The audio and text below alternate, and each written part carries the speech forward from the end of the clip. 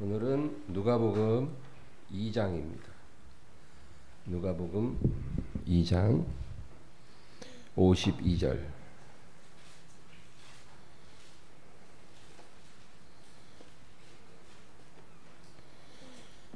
누가복음 2장 52절 한 절을 다 같이 읽겠습니다. 예수는 지혜와 키가 자라가며 하나님과 사람에게 더욱 사랑스러워 가시더라. 아멘.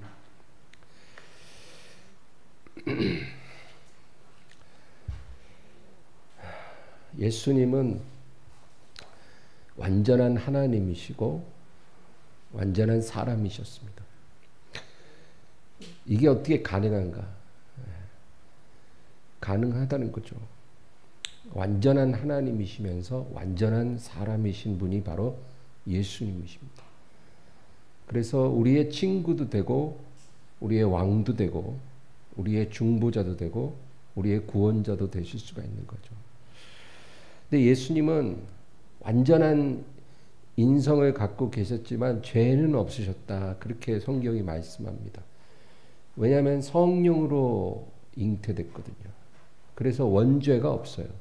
아담으로부터 내려오는 그 원죄가 우리는 다 있는데 예수님은 없는 거죠. 그리고 예수님은 죄를 짓지 않으셨습니다. 그래서 흠없는 어린 양으로 하나님께 바쳐질 수 있었던 거죠. 예수님은 30세쯤부터 3년 반 동안 공생의 사역을 하셨습니다. 그래서 예수님이 행한 모든 사역은 3년 반 동안 이루어진 거예요. 그 기간 동안 예수님은 예루살렘에 3번 올라가셨습니다. 명절 때, 유월절 때마다 3번 올라가시고, 그리고 대부분의 시간을 나사렛과 가버나움이 있는 갈릴리 지방에서 예수님은 사역을 하셨습니다. 그 갈릴리에서 예수님은 쭉 자라셨고, 또 공생애도 주로 거기서 하셨다는 거죠. 그리고 돌아가실 때는 예루살렘으로 오셔서 돌아가신 거예요. 그러니까 뭐 우리나라로 이렇게 예를 들어본다면 이제 어떤 사람이 저기 전라도나 경상도에서 이렇게 살던 사람이 거기서 활동을 하는 거예요. 그러다가 가끔 1년에 한 번씩 서울에 올라와서 설교하고 내려가고 그러다가 나중에 붙잡혀가지고 시청 앞 광장에서 이제 수많은 군중들 보는 앞에서 이제 공개 처형을 당했다. 그렇게 생각하면 이해가 쉬울 거죠. 전라도나 경상도에서 사역하던 하나님의 사람이 나중에는 시청 앞 광장에서 공개 처형을 당한 거예요. 바로 예수님도 그 당시에 그런 식으로 사셨다는 겁니다. 예수님은 3년 반 동안 2명의 죽은 자를 살리셨어요. 죽은 지 나흘 된 나사로를 살리시고 그리고 회당장 야이로의 죽은 딸을 살리셨습니다. 참 성경은 묘한 균형이 있어요. 예수님은 죽은 자를 2명 살렸고 베드로가 1명 살렸고 바울이 1명 살렸고 그리고 엘리야가 1명 살리고 엘리사가 1명 살렸어요. 이렇게 죽은 자를 다시 살리는 기적이 성경에 여러 번 나옵니다. 예수님이 2명의 죽은 자를 살리셨고 그 다음에 수많은 병자를 고치셨어요. 중풍병도 고치고 문둥병도 고치고 38년 된 병자 고치고 12년간 하혈을 멈추지 않는 여인을 고치시고 그리고 나면서 안진뱅이 단 자를 일으키고 태어날 때부터 눈먼 자, 귀 먹은 자, 벙어리 이런 많은 병자들을 예수님은 고치셨습니다. 그리고 수많은 귀신에 눌린 자들을 자유케 하셨어요. 그리고 예수님은 오병이어로 성인 남자만 5,000명인 군중을 배불리 먹이셨어요. 그 당시에는 여성과 아이들은 계수하지 않았기 때문에 그 군중이 몇만 명이지만 정확히 몰라요. 그러나 분명한 것은 성인 남자만 5,000명인 그 군중을 오병이어로 배불리 먹이시고 또 칠병이어로 성인 남자만 4천 명인 그 엄청난 군중을 배불리 먹이신 두 번이나 그런 기적을 행하시고 또 수백 번의 설교를 하셨습니다. 예수님은 항상 비유를 들어서 설교하셨어요. 그래서 예수님 설교는 알아듣기 쉬운 설교가 결코 아니었어요. 비유로 말씀하신 거 잘 몰라요.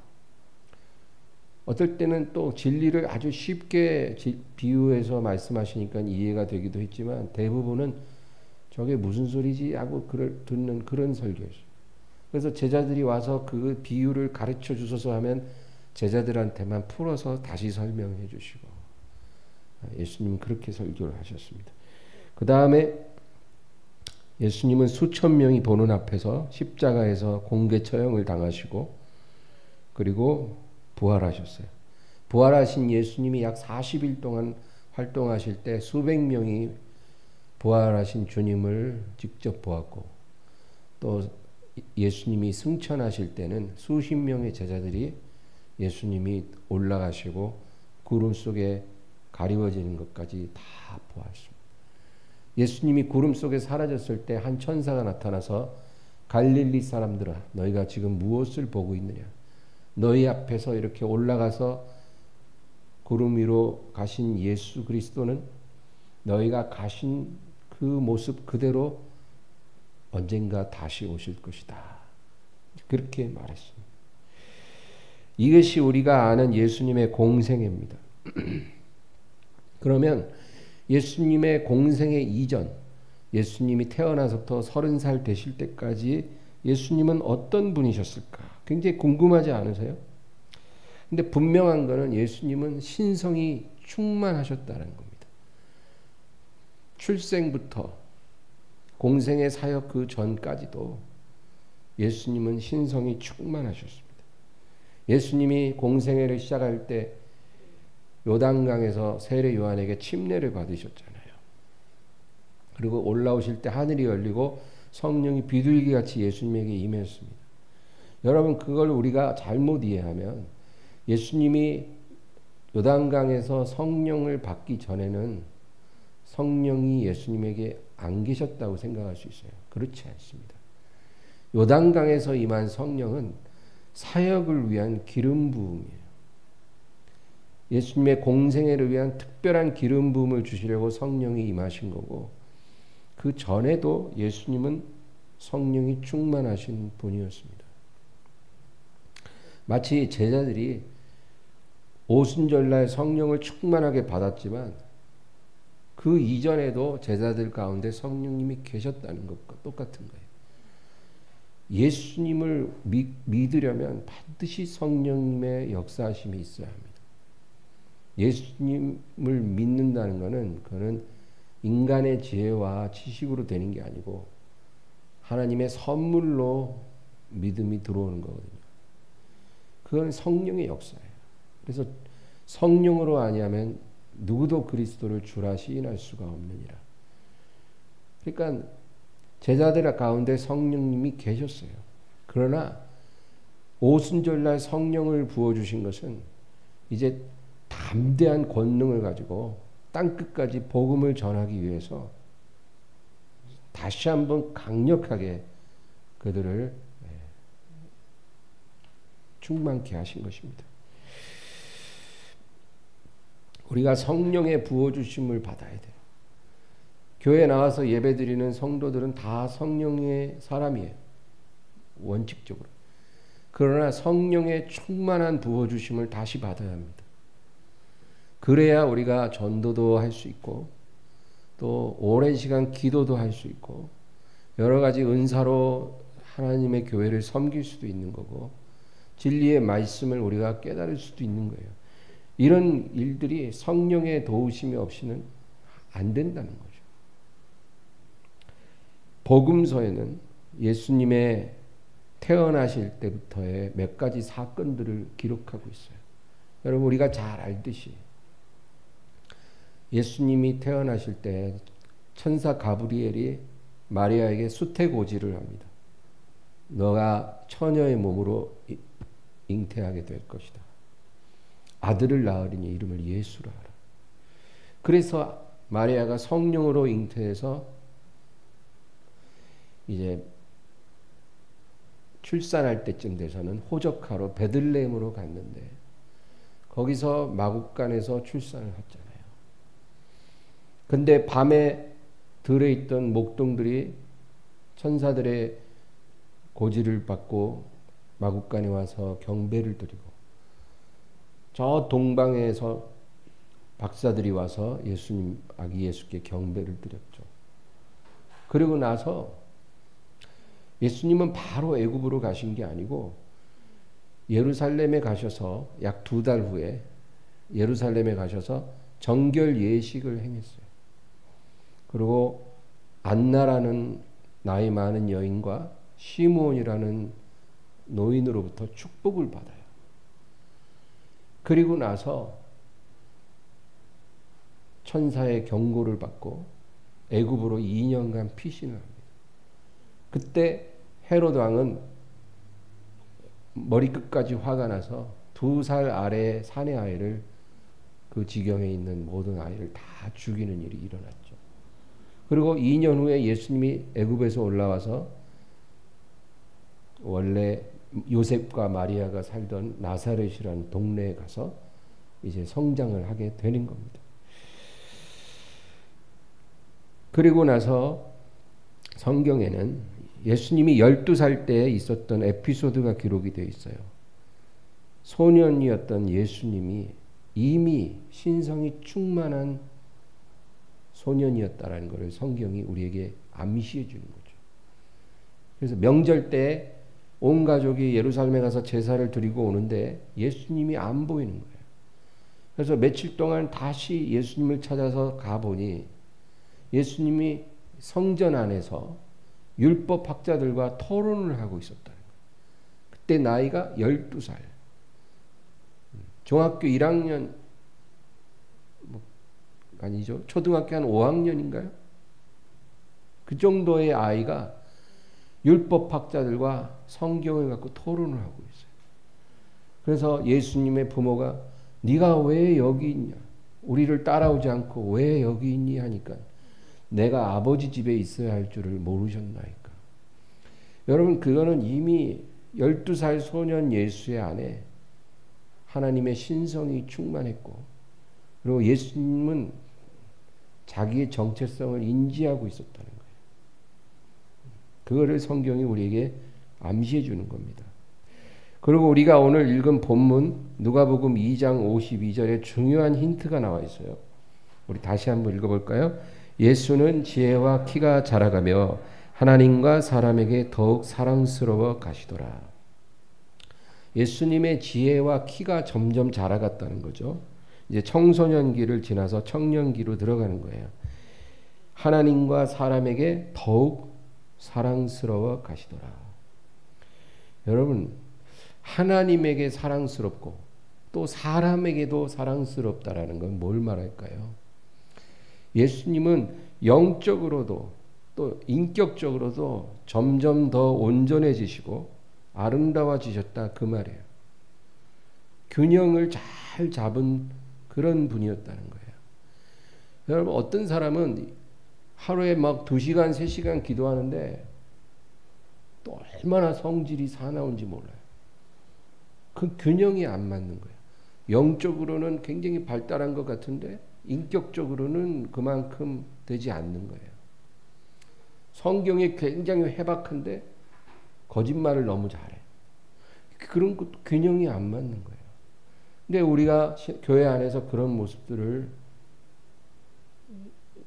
심심치 않게 보거든요. 근데 예수님은 영적으로나 인격적으로나 아주 균형이 잘 갖춰지시고 점점 더 아름다워지셨다 그 말입니다. 오늘 우리가 왜 예수님을 이렇게 알아보느냐면은 하나님께서 예수를 너희의 본으로 삼으라고 우리에게 명령하셨기 때문이에요. 그래서 우리가 예수님에 대해서 알아야 됩니다. 우리가 예수님의 은혜로 구원을 받고 천국에 들어갑니다. 그러나 거기서 끝나면 안 되는 거예요. 하나님께서 우리에게 예수님을 닮으라고 명령하셨어요. 너희가 예수님 덕으로 구원받고 천국 가는 것만 생각하고 만족하지 말고 예수 그리스도를 너희 평생에 닮아가라. 그것이 하나님이 정말로 우리에게 원하시는 거라는 거예요. 그러려면 우리가 예수님을 알아야죠. 예수님은 어떤 분이셨을까요? 우리는 예수님 하면 뭐 그냥 기적을 행하는 놀라운 분 이런 것만 생각하는데 예수님의 어떤 영성과 예수님의 인격 이 두 가지가 균형을 잘 잡혀져 있었다는 거. 우리가 정말로 본받아야 될 게 그런 부분이라는 거예요. 여러분 예수님이 태어나서 어릴 시절 보내고 청년기 보낼 때 성경에는 안 나와 있어요. 아기 때 나오고 12살 때 에피소드 하나 나온 것밖에는 성경에 기록된 게 없어요. 그럼 예수님 15살 때, 18살 때, 24살 때 어떤 모습이셨을까? 한번 우리가 상상을 해봐야 되는 거예요. 분명한 거는 그때도 예수님은 신성이 충만하셨고 자기가 누군지 알고 계셨다는 거예요. 그러나 겉으로 볼 때는 너무나 평범한 갈릴리 시골 사람이고 또 그 아버지 요셉의 직업을 이어받아서 목공소에서 일을 하는 목수였다는 거예요. 예수님은 성령으로 잉태돼서 태어나셨으나 예수님 아래 동생들이 많았어요. 요셉과 마리아가 정상적인 그 혼인을 통해서 출산한 동생들이 많이 있었어요. 그 예수님은 그들과 어우러져서 어떤 모습으로 사셨을까? 여러분 예수님이 그 부모에게 대들거나 짜증내는 그런 모습이 상상이 됩니까? 상상이 안 되죠. 예수님이 자기 아래 동생들에게 막 걸핏하면 화를 내고 막 심지어 막 동생들 막 때리고 뭐 이런 모습이 상상이 됩니까? 아니면 어떤 상처 입은 짐승이 있는데 그 짐승을 막 막대기로 괴롭히고 막 즐거워하는 그런 예수님이 상상이 되세요? 목수일을 하면서 가구를 이제 깎고 다듬고 만들 거 아니에요. 주문을 받아가지고 책상도 만들고 의자도 만들고. 근데 저 밑에 안 보이는 그런 부분은 마감을 엉터리로 해놓고 대충 해갖고 팔아먹고 그리고 마진을 많이 남기려고 싸구려 자재를 사용해서 의자를 만들고 그리고 물건을 사러 온 사람 딱 봐가지고 어수룩한 사람한테 바가지를 확 씌워서 비싸게 돈을 받고 예수님이 그렇게 하셨을 거라고 상상이 되세요? 상상이 안 되죠. 그럴 리 없죠. 예수님은 결코 그렇게 하시지 않았을 것입니다. 그리고 예수님은 30살 이전에도 새벽 미명에는 늘 한적한 곳에 가서 기도하셨을 거예요. 저는 그렇게 확신해요. 그리고 수시로 산에 올라가서 온 밤을 지새워 기도하셨을 것입니다. 그리고 예수님은 늘 틈틈이 매일매일 율법서와 시편과 선지서들을 즐겨 읽으셨을 거예요. 왜냐하면 예수님의 설교에 구약의 시편과 선지서와 율법서를 여러 번 인용하셨거든요. 예수님이 공생의 시작 전에 그런 책들을 아주 즐겨 읽으셨을 것은 분명한 사실입니다. 예수님은 그 부모님들 앞에, 동생들 앞에서, 그 이웃들 앞에서, 그의 목공소를 찾는 고객들 앞에서 항상 친절하고 정직하고 덕스러운 말을 하시고 늘 양보하고 자진해서 희생하고 잔머리를 쓰거나 이익을 위해 거짓말을 하지 않으셨을 거라고 저는 확신을 해요. 심지어 예수님은 필요할 때는 깜짝 놀랄 이적을 행해서 사람들을 놀래키기도 했을 거라고 저는 생각합니다. 왜냐하면 성경에 가나의 혼인잔치 스토리가 있거든요. 가나의 혼인잔치에 예수님의 모친과 예수님과 동생들이 초대를 받았어요. 마을에서 혼인이 열렸으면 다 초대받아 가는 거잖아요. 근데 그날 무슨 착오가 있었는지 예상 손님에 비해서 예상 손님에 맞게 포도주를 준비했는데 너무나 많은 손님이 와서 포도주가 금방 떨어져 버린 거예요. 굉장히 난처한 겁니다. 혼인의 그 즐거운 분위기가 그 포도주가 없음으로 인해서 손님들이 막 원망하고 불평하는 그런 분위기가 될 수도 있는 거죠. 가까운 인척이의 결혼식에 그런 일이 일어났기 때문에 마리아가 너무나 안타까워서 큰아들 예수에게 포도주가 다 떨어진 것 같다. 어떻게 하면 좋겠니? 그러니까 이 큰아들 예수가 어머니에게 뭐라 그러냐면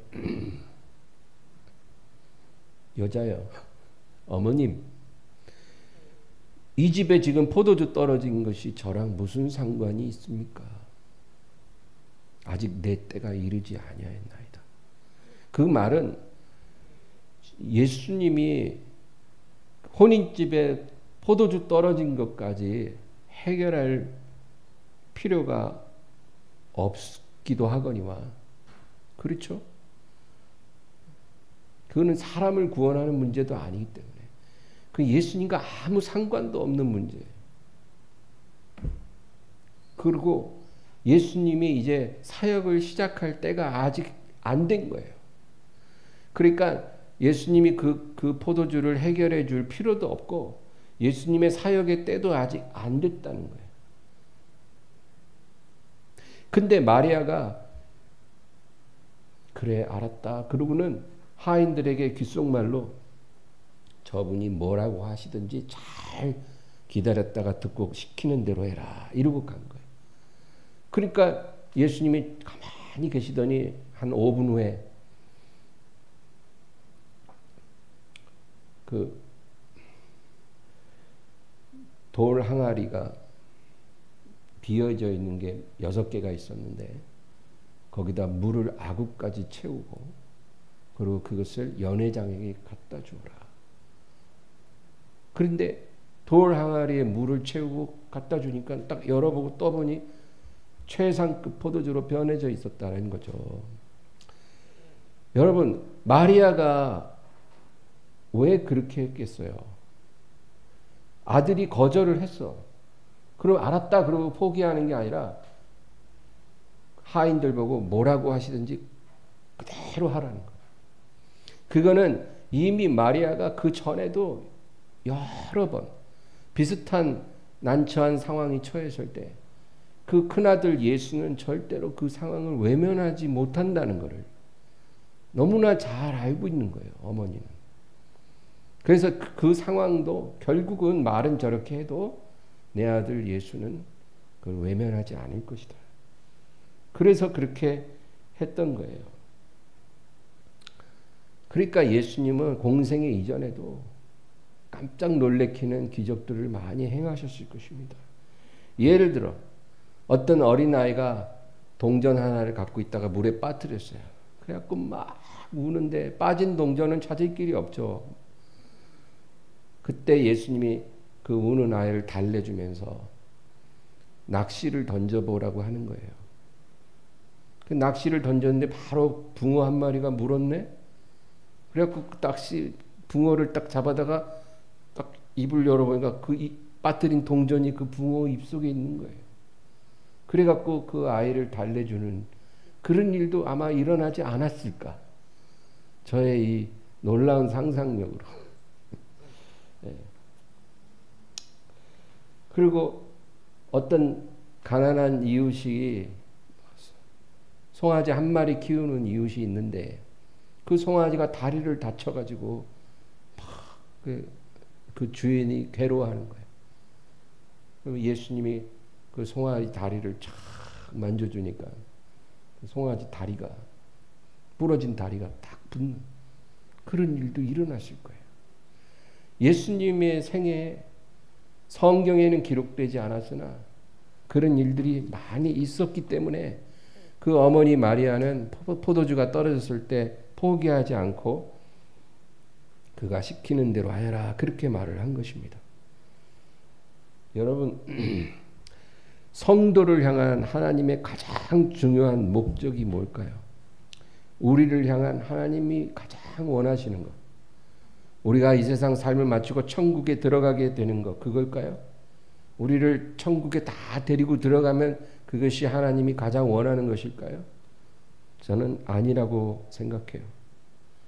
우리를 천국에 데리고 가는 것보다도 하나님께서 정말로 우리에게 원하시는 것은 우리가 예수님을 닮은 사람으로 변하는 거예요.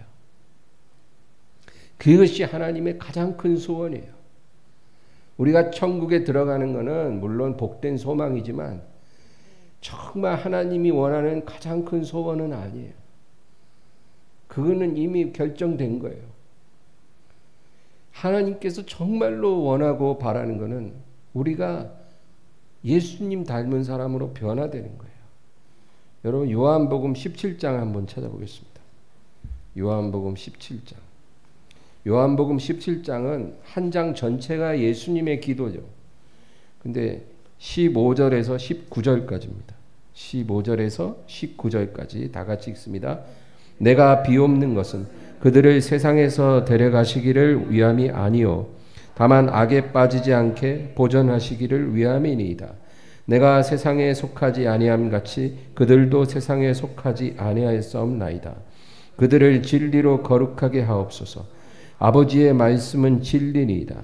아버지께서 나를 세상에 보내신 것 같이 나도 그들을 세상에 보내었고 또 그들을 위하여 내가 나를 거룩하게 하오니 이는 그들도 진리로 거룩함을 얻게 하려 함이니이다. 아멘.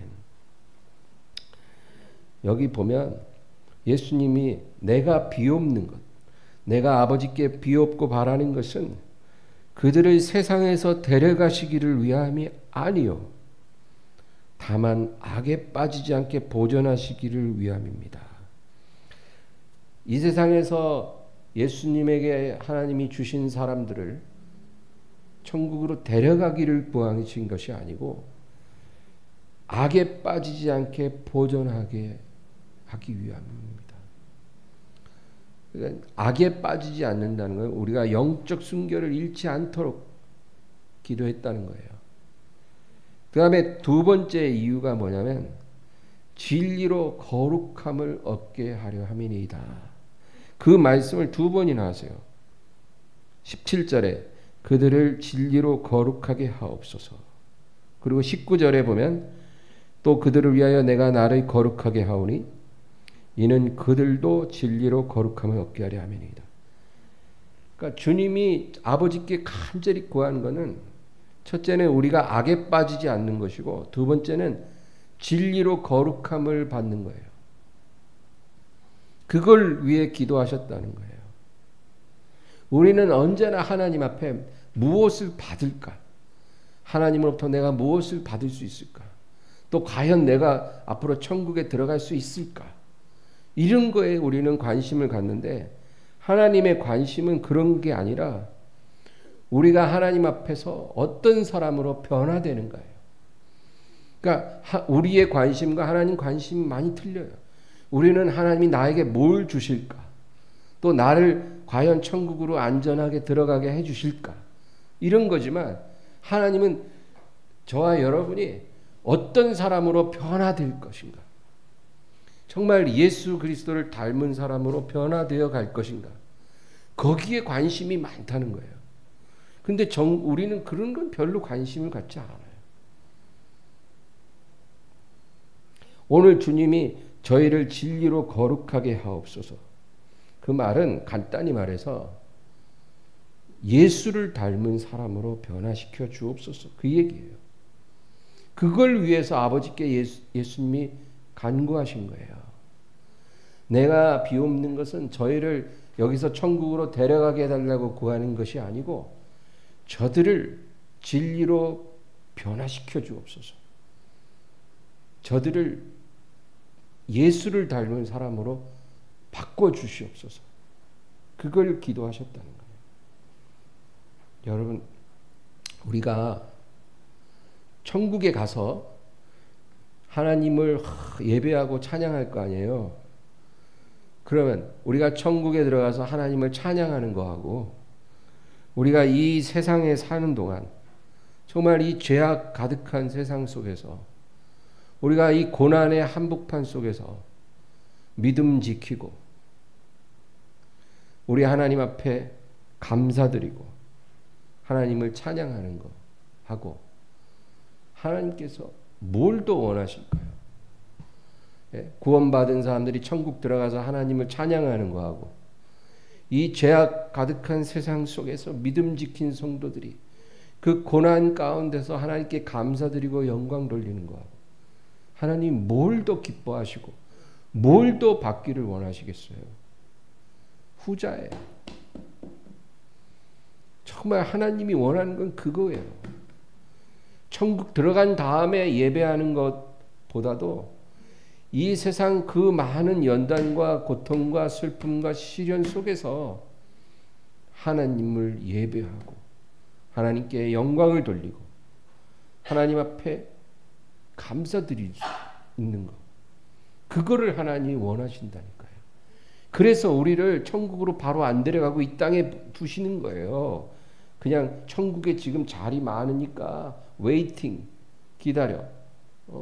저기 사람 빠지면 티오 생기면 너희들도 들어와. 뭐 이래 갖고 우리가 지금 기다리고 있는 게 아니에요. 백신 맞은 거 기다리듯이 그렇게 우리가 천국 들어가는 거 기다리려고 이 세상 사는 게 아니고 이 세상 속에서 하나님께 최상의 영광을 돌리기를 하나님께서 원하시는 거예요. 우리가 하나님 제발 저 좀 데려가 주세요 해도 안 데려가신 이유는 하나님이 아직 우리에게 받을 걸 못 받았어요. 그래서 안 데려가는 거예요. 때 되면 우리가 더 살고 싶어요 해도 다 데려가실 거거든요.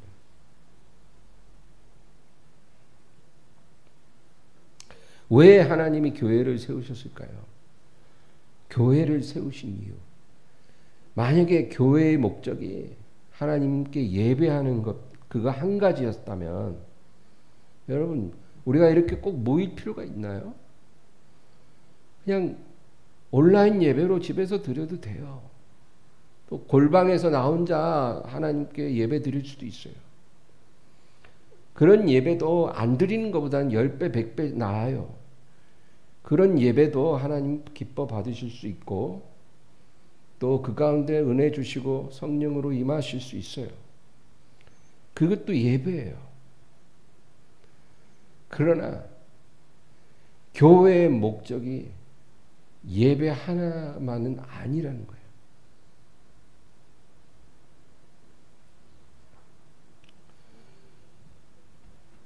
하나님께서 교회를 세우시고 꼭 그 한 자리에 성도들이 모이기를 원하시고 하나님 앞에 예배하고 기도하고 또 서로 섬기고 그리고 떡을 떼며 교제하라고 하나님이 하신 이유가 있어요.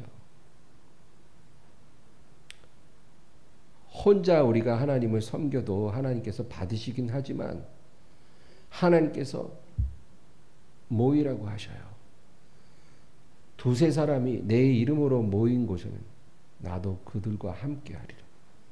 그러면 혼자면 안 오세요? 혼자 하나님께 예배 드려도 하나님 오세요. 그런데 하나님이 왜 굳이 두세 사람이 내 이름으로 모인 곳에 꼭 그렇게 말씀하셨겠어요?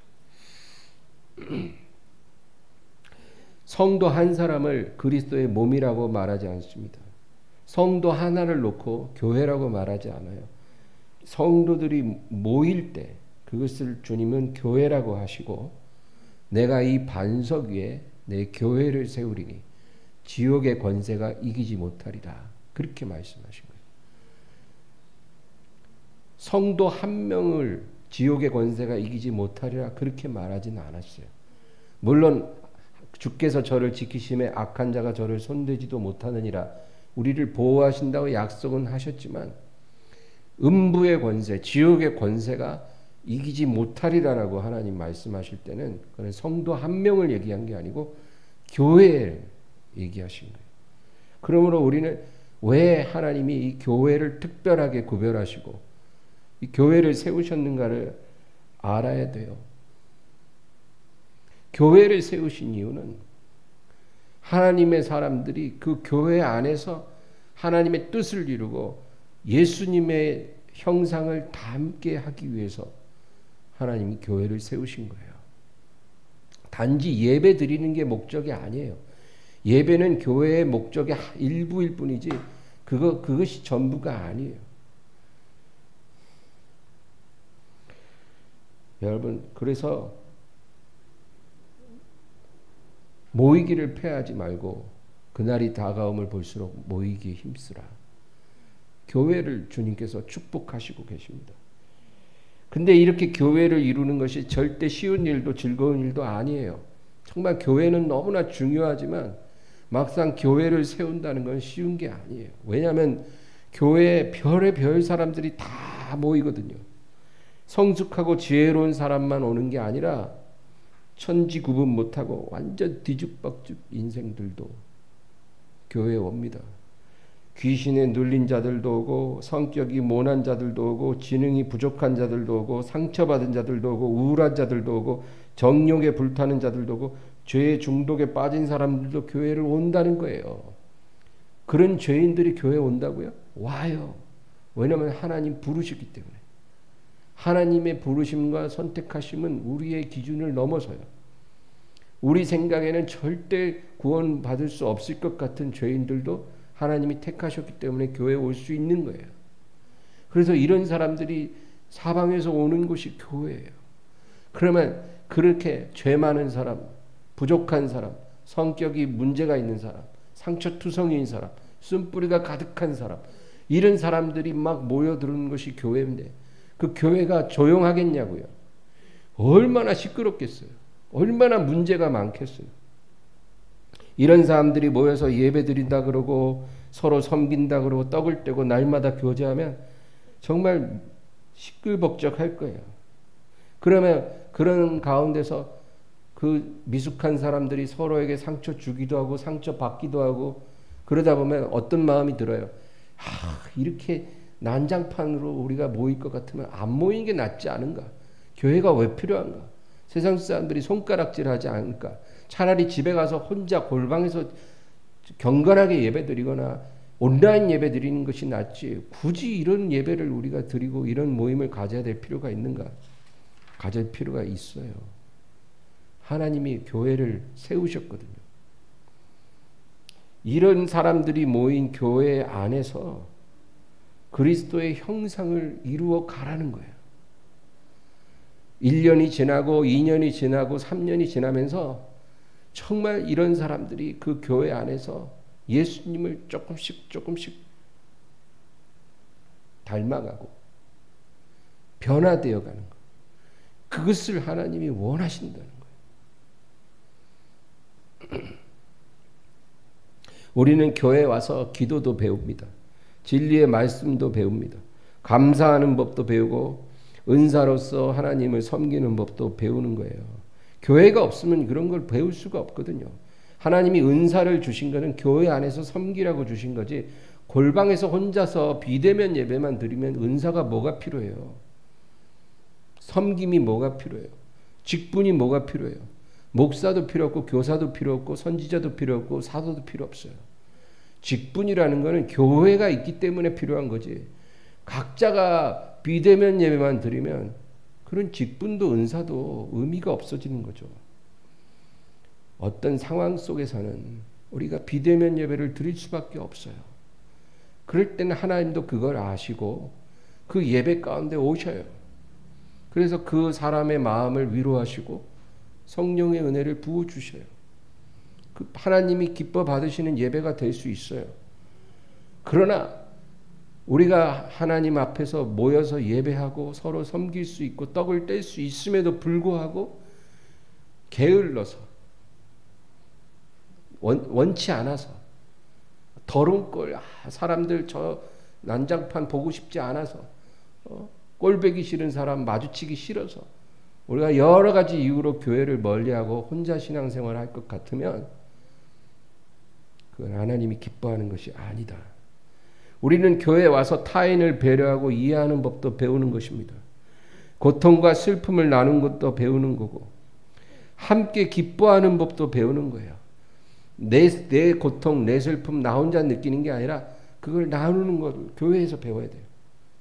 나와 함께 울어줄 수 있는 사람이 있다라는 거예요. 나와 함께 슬퍼하고 기도해 줄 수 있는 사람이 있다는 거예요. 그리고 내가 기쁜 일이 있을 때 나 혼자 기뻐하는 게 아니라 그 기쁨을 자기 일처럼 기뻐하고 같이 하나님께 영광 돌릴 수 있는 그런 사람들이 있어야 된다는 거예요. 부자와 가난한 자, 잘난 자, 못난 자를 차별 없이 대하는 법도 우리가 교회에서 배우는 거예요. 여러분 세상에 가면 철저하게 능력주의예요. 신분주의예요. 잘난 자, 못난 자 완전 천지차예요. 돈 있는 자, 돈 없는 자 하늘과 땅 차예요. 세상에서는 그런 것들을 차별하는 것을 당연한 걸로 여겨요. 그러나 교회에서는 그런 것이 용납이 돼서는 안 되겠죠. 주 안에서 자유자나 종이나 다 똑같다 그랬거든요. 돈이 많든 적든 교회 안에서는 똑같다라는 것을 배우는 거예요. 우리가 집에서는 안 하던 일도 교회에서는 할 수 있는 거예요. 청소하고 주방일 집에서 안 할지라도 그거 내 취향 아니고 싫어하는 일일지라도 교회에 와서 그런 거 하는 것도 배워야 되는 거고, 내가 어떤 문제가 있을 때 그거를 누군가에게 기도로 부탁할 수도 있는 거예요. 나를 위해서 기도해 주세요. 그 교회에서 하지 어디서 하겠어요. 그리고 다른 사람의 어떤 문제를 기도로 부탁할 때 내가 그 사람을 위해서 기도하는 것도 배우는 거예요. 나 자신을 위해서 기도하는 것도 힘든 사람인데 내가 누구를 위해서 기도하는 게 있을 수 있나. 그러나 그렇게 되는 거예요. 우리가 이런 것들을 배우기 위해서는 교회가 필요한 거예요. 혼자 신앙생활하면 이런 거 절대 못 배워요. 그래서 주님이 교회를 세우고 교회를 온전하게 하라고 말씀하신 거예요. 성도 한 사람이 교회가 아니라 성도들의 공동체가 교회예요. 그 교회만이 주님의 몸이 될 수 있는 거고, 주님을 근심케 하는 교회도 있지만 주님을 기쁘시게 하는 교회도 있는 거예요. 그러므로 교회의 목적은 하나님을 단순히 예배하는 것만이 아니라 더 큰 목적이 있고, 그것은 바로 교회를 통해 모든 성도가 예수님을 닮아가는 것입니다.